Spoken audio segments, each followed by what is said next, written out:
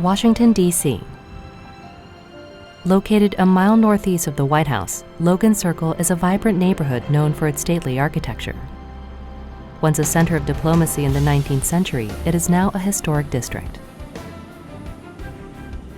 It is here that the Old Korean Legation stands at 15 Logan Circle. It served as Korea's first diplomatic mission to the United States, a cradle of Korea-U.S. friendship. Among the 32 diplomatic missions that existed in Washington, D.C. in the late 19th century, it is the only one to retain its original appearance. As befits such a historic building, it has a storied past. In 1882, Korea, known then as Joseon, signed the Treaty of Peace, Amity, Commerce, and Navigation with the United States. It was Korea's first treaty with a Western country, and it laid the foundation for a friendship that endures to this day. A year later, Korea dispatched its first diplomatic mission known as Pobingsa to the United States in 1883. The mission delivered a royal message from King Gojong to then-President Chester A. Arthur before touring the country to learn about Western culture and technology. Meanwhile, the United States also opened its first legation in Korea the same year. The traditional Korean building where it was situated is still in its original form and remains part of the U.S. Embassy today. Korea formally opened its legation in the United States in 1888. It was headed by Pak Chung-yang, who presented his credentials as Envoy Extraordinary and Minister Plenipotentiary to President Grover Cleveland. In 1889, the legation moved to a house built in 1877 at Logan Circle, once home to Civil War veteran Seth Phelps. King Gojong later purchased the building in 1891 for $25,000 to serve as a center of diplomacy, while Korea strived to assert its sovereignty on the world stage. In the years that followed, the legation promoted Korea in America, strengthening ties while facilitating the nation's reform and development through the exchange of knowledge and administrative systems. In 1905, however, following the forced Japan-Korea Treaty, Korea lost its diplomatic sovereignty, resulting in the closure of the legation. It had been until then the center of Korea-U.S. diplomacy for 16 years. In 1910, after Japan forcibly annexed Korea, it took the building for just $5, marking the start of 35 years of colonial rule. Although the legation was lost, it remained in the hearts of Koreans living in the United States.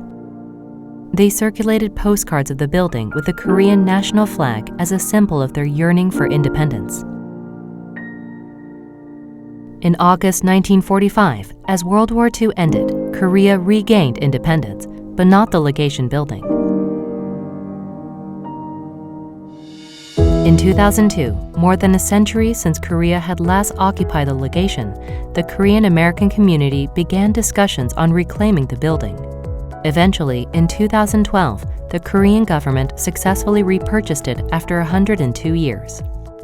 In 2013, the Overseas Korean Cultural Heritage Foundation, entrusted by the Korea Heritage Service, began restoring the legation to its original form and historical significance. To aid in the process, official documents from the Korean and American governments, along with articles and photos from domestic and international media, were extensively researched. In May 2018, the legation was reborn as a museum, built on 2 years of research and 3 years of restoration work. Finally, 113 years after the legation's functions were halted, the national flag of Korea was raised once again. The first and second floors were restored to Eastlake style using 1893 photos and records. The legation's reception room for greeting guests was known as Gaekdang. Cheongdang was a ceremonial room where staff would pay their respects to the king and crown prince. Sikdang, or dining room, was used to host tea parties and banquets for distinguished guests, including First Lady Frances Cleveland. The hall with the Korean flag was recreated based on original photography. The second floor contains the minister's office. an office for the other staff, a library where legation staff collected and read books, and the minister's bedroom. The third floor, with its original appearance unknown, has been transformed into an exhibition hall. It highlights the establishment of Korea-U.S. relations in 1882 and the Korean legation's diplomatic efforts.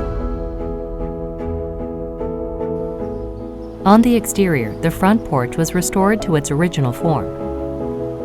A Korean garden was also added, featuring a traditional flower-patterned wall and a gate of immortality known as Bullomun. Most importantly, the national flag flies at full mast, signaling the legation's return to Korea.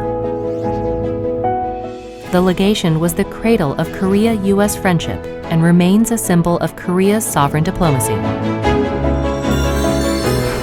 Today, the Old Korean Legation is proud to share an important part of history, showcasing Korea's remarkable growth and progress.